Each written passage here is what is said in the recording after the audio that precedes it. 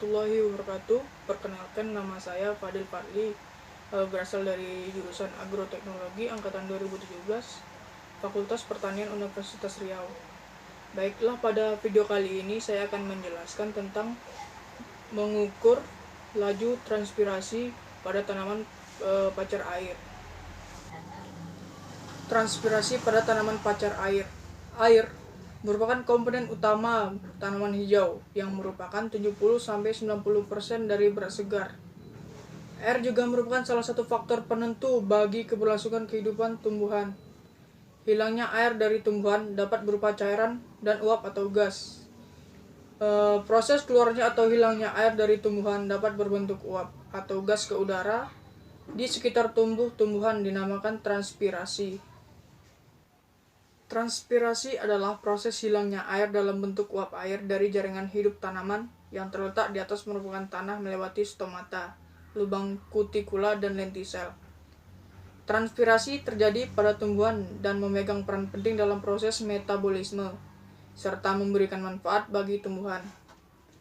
Transpirasi berlangsung melalui bagian tumbuhan yang berhubungan dengan udara luar, yaitu jaringan epidermis pada daun, batang, cabang, ranting, bunga, buah, dan bahkan akar. Sebenarnya, hilangnya molekul-molekul air dari tubuh tanaman ini sebagian besar adalah lewat daun. Hal ini disebabkan karena luas permukaan daun dan juga karena daun-daun itu lebih terkena udara dibandingkan dengan bagian tanaman yang lainnya. Faktor yang mempengaruhi transpirasi. Ada dua faktor yang mempengaruhi transpirasi, yaitu eksternal dan internal.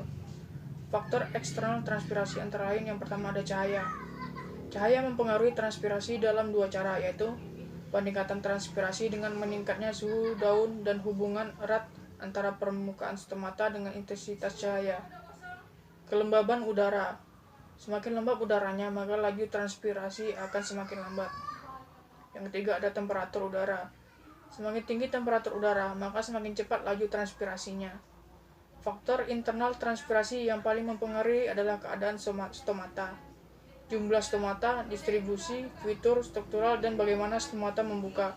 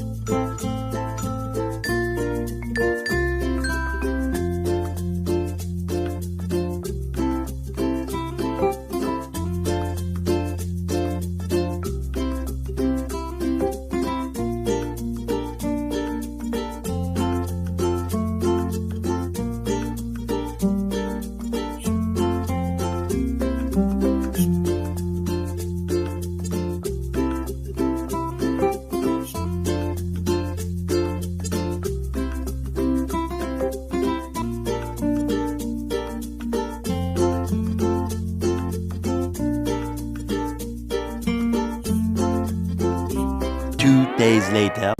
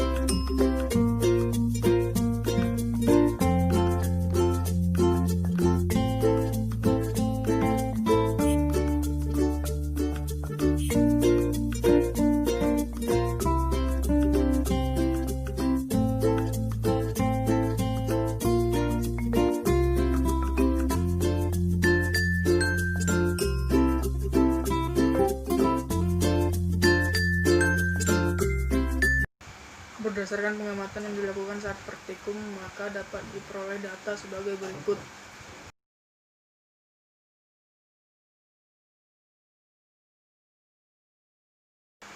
Pada praktikum kali ini yaitu tentang transpirasi. Air yang diserap tumbuhan sebagian kecil digunakan untuk proses metabolisme dan dipertahankan di dalam sel untuk membentuk turgor sel. Namun sebagian besar akan dilepaskan kembali ke atmosfer. Di dalam hasil pengamatan yang dilakukan, tinggi permukaan air mula-mula yaitu 2 cm dan luas permukaan daun 12,5 mm. Keadaan tanaman mula-mula segar. Setelah 2 hari diletakkan pada tempat yang terhindar dari cahaya matahari, tinggi permukaan air berubah menjadi 1,68 cm dan luas permukaan daun menjadi 10,5 mm. Keadaan tanaman berubah menjadi layu dan batangnya tidak terlalu merah. Lalu terlihat banyak embun pada gelas karena silem banyak mengangkut air. Pada percobaan tentang penguapan air melalui proses transpirasi yang bertujuan untuk mengetahui proses dan kecepatan penguapan air, tumbuhan melalui proses transpirasi serta faktor-faktor lain mempengaruhinya. Kita tahu bahwa proses transpirasi merupakan satu proses kehilangan air dari tubuh tumbuhan ke atmosfer dalam bentuk uap air. Proses transpirasi dipengaruhi oleh beberapa faktor, baik faktor dalam maupun faktor luar. Faktor dalam meliputi besar kecilnya daun, tebal tipisnya daun, berlapis lilin tidaknya daun, banyak sedikitnya bulu, dan banyak sedikitnya stomata. Sedangkan yang termasuk faktor luar yaitu meliputi radiasi, temperatur, kelembaban udara, tekanan udara, dan keadaan air dalam tanah. Kehilangan air transpirasi terjadi di seluruh bagian tumbuhan yang langsung bersentuhan dengan atmosfer luar, terutama adalah dari daun, dan hampir seluruh transpirasi terjadi melalui pori-pori stomata. Kutikula hanya melepaskan sebagian jumlah uap air karena kutikula dari banyak macam daun sangat tidak permeabel terhadap air. Macam-macam transpirasi. Terdapat berbagai macam transpirasi. Di antaranya ialah sebagai berikut. Yang pertama ada transpirasi stomata, di mana penguapan air terjadi melalui stomata. Air menguap yakni dengan melalui dinding basah mesofil ke ruang antar sel, dan uap air menyebar melalui stomata dari ruang antar sel ke atmosfer luar. Yang kedua itu transpirasi kutikula. Penguapan air yang terjadi langsung melalui epidermis kutikula. Kutikula daun cukup termakan dan sebagian besar spesies tanaman yang mentransmisikan melalui kutikula hanya sedikit. Fungsi transpirasi. Fungsi transpirasi pada tumbuhan diantara lain: yang pertama, pengangkutan air dan mineral dari tanah ke batang dan daun. Yang kedua, mendukung tanaman agar tidak mudah jatuh. Yang ketiga, penyerapan dan transportasi air. Yang keempat, asimilasi transportasi. Yang kelima, pengangkutan air ke daun dan distribusi air ke sel. Yang keenam, pertahankan suhu terhadap daun. Yang ketujuh, buang kelebihan air. Yang kedelapan, sesuaikan pembukaan stomata. Yang kesembilan, transportasi mineral. Yang kesepuluh, pertukaran terhadap energi. Berdasarkan praktikum yang sudah dilaksanakan, maka dapat disimpulkan bahwa transpirasi adalah proses hilangnya air dalam bentuk uap air dari jaringan hidup tanaman yang terletak di atas permukaan tanah melewati stomata, lubang kutikula, dan lentisel. Proses transpirasi dipengaruhi oleh faktor-faktor dalam dan faktor luar. Faktor dalam meliputi besar kecilnya daun, tebal tipisnya daun, berlapis lilin tidaknya daun, banyak sedikitnya bulu, dan banyak sedikitnya stomata. Sedangkan yang termasuk faktor luar adalah meliputi radiasi, temperatur, kelembaban udara, tekanan udara, dan keadaan air dalam tanah. Untuk tumbuhan yang berada di daerah terik matahari mempunyai laju transpirasi yang lebih besar daripada tumbuhan yang di tempat teduh, karena cahaya matahari akan memacu proses transpirasi lebih besar akibat kenaikan suhu pada daun dan membukanya stomata karena rangsangan cahaya. Demikian pembahasan mengenai praktikum fisiologi tumbuhan tentang laju transpirasi pada tanaman pacar air.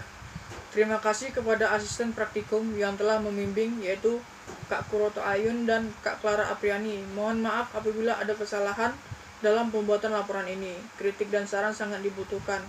Sekian dan terima kasih. Assalamualaikum warahmatullahi wabarakatuh.